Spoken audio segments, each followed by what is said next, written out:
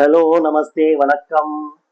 తమిళనాడు రాష్ట్రంలో మదురై న్యాయస్థానం 9 మంది పోలీసులకి ఉరిశిక్ష విధించిందంట. లేటెస్ట్ న్యూస్ ఇది, హాట్ న్యూస్. పోలీసులకు ఉరిశిక్ష విధించడం ఏందని అనుకుంటున్నారు కదా. అదేనండి, నేను కూడా ఆశ్చర్యపోయాను. అది తీరా చూస్తే ఏంటంటే, మనం బ్యాక్ టు 2020కి వెళ్ళామంటే ఏం గుర్తుకొస్తుంది మీకు? 2020 సంవత్సరం కరోనా. కరోనా టైంలో స్టిపులేటెడ్ టైమింగ్స్ ఉండేవి అన్ని షాప్స్ ఓపెన్ చేయడానికి. సో ఆ టైంలో పెట్రోలింగ్కి వెళ్తున్నారంట పోలీసులు. రాత్రి వెళ్తుంటే ఒక షాప్ తెరిచే ఉందంట. అలా తండ్రి కొడుకులు ఒక బిజినెస్ సెల్ షాప్ అట చేస్తుంటే, అది ఇంకా 5-10 మినిట్స్ లేట్ అయిందంట క్లోజ్ చేయడంలో.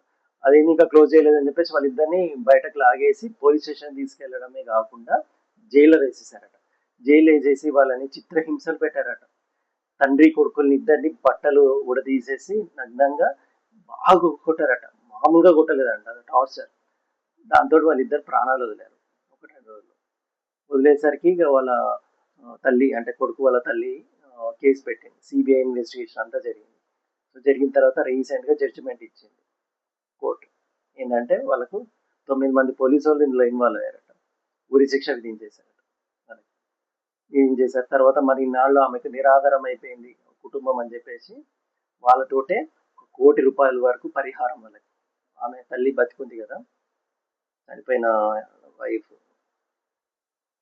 1 crore కంపెన్సేషన్ ఇచ్చారు.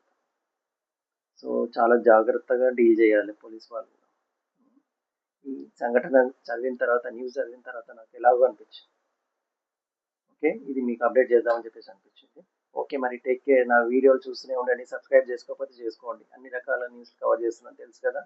సినిమాలు, పొలిటికల్, అన్ని రకాలుగా, అన్ని రంగాల్లో, స్పోర్ట్స్ కూడా. ఓకే, టేక్ కేర్ మరి. Good day.